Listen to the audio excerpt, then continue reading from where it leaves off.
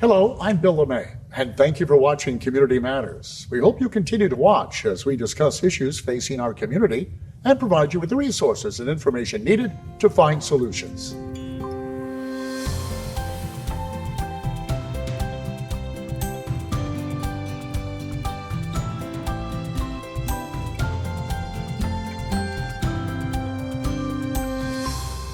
Today, we're highlighting the Durham Literacy Center, an organization dedicated to helping teens and adults improve their literacy. We're joined by Lizzie, Ellis-Furlong, and Gwenn Weaver, and to both of you, welcome to the show. Well, thank you so much for having us on your show. Thank you, Bill. We're really grateful for the opportunity to share what we do. Well, let me first start by asking you a little bit about yourself so we can get to know you. And who wants to go first? Lizzie? Lizzie, go first. Go ahead. Sure. So I'm Lizzie. I'm the Executive Director of the Durham Literacy Center. I'm a native North Carolinian from Charlotte and began my work as Executive Director almost exactly 10 years ago. And the reason I got interested in the Durham Literacy Center is because it's just an incredible community bridge between people who really want to improve their skills and education and over 200 volunteers who want to help out. So it's a really magical place to work, and I'm just love the students and helping them meet success in their lives. And Gwenn, how about you?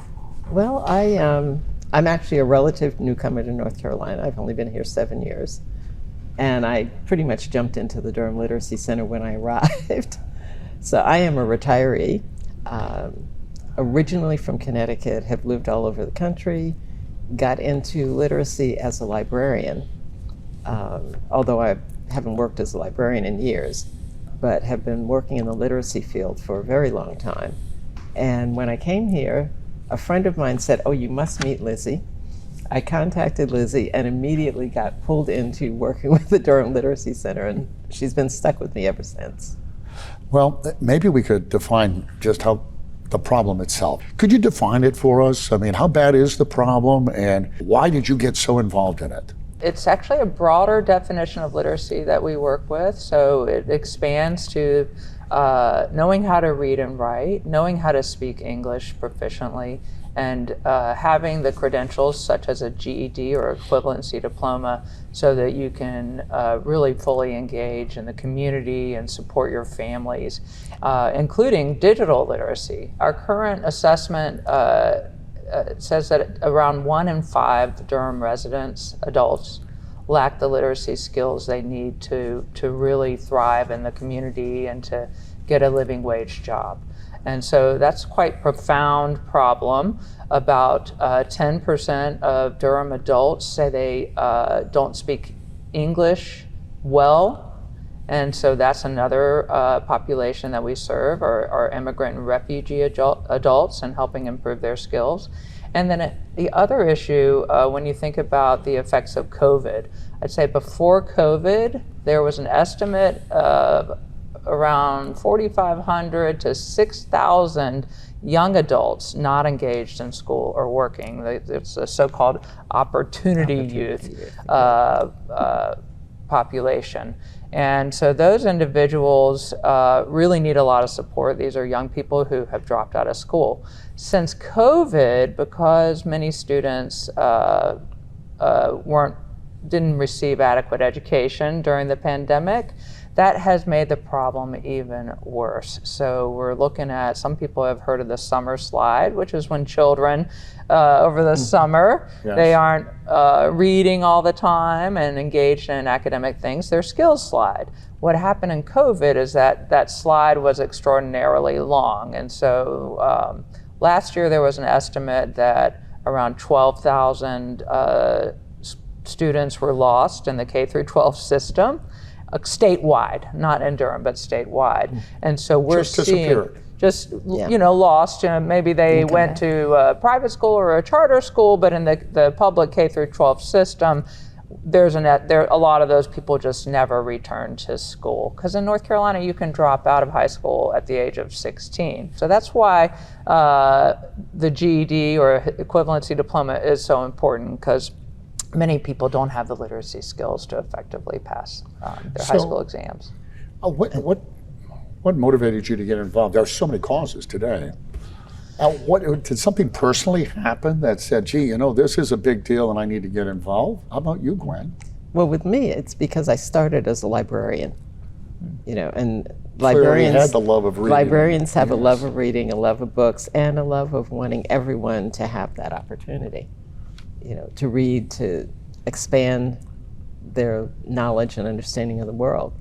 And so I've been at I guess you would call it different levels of literacy interest over the years. I did a lot of work with children at one point, and then I was doing some volunteer work, and we were working with middle school students, but we realized that the parents weren't able to support the activities that we were doing with their children.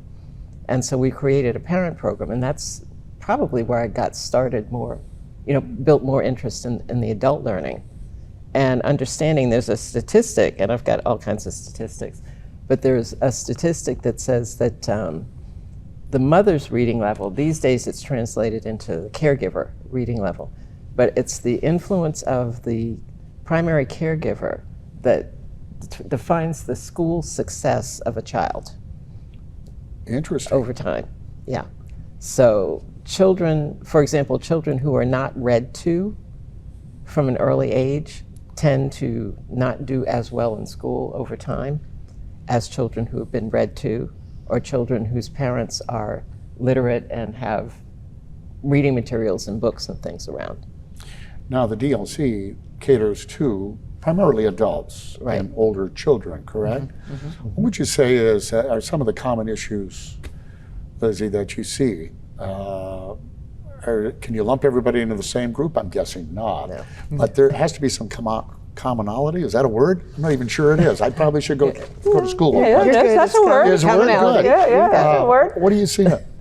You know, and just to add to what Gwenn said really quickly, you know, of course, supporting children's literacy is extremely important, right? But we see working with adults as the earliest intervention for what she said, right? If children are seeing their parents reading, And if learning. children and learning Learning and the is- value of education, how to even set up a nice study space. Many adults will come to us with the stigma. Many of them have hidden from their friends, their family, their communities.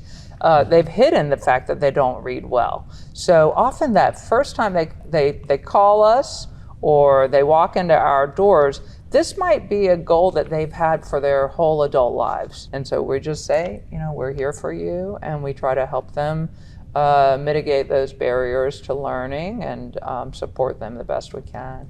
See, there's hope. If you're out there watching right now, there is. And life-changing. That's what we're talking about. Quite significant. Yeah. And we're going to come back with these two ladies right after we do this.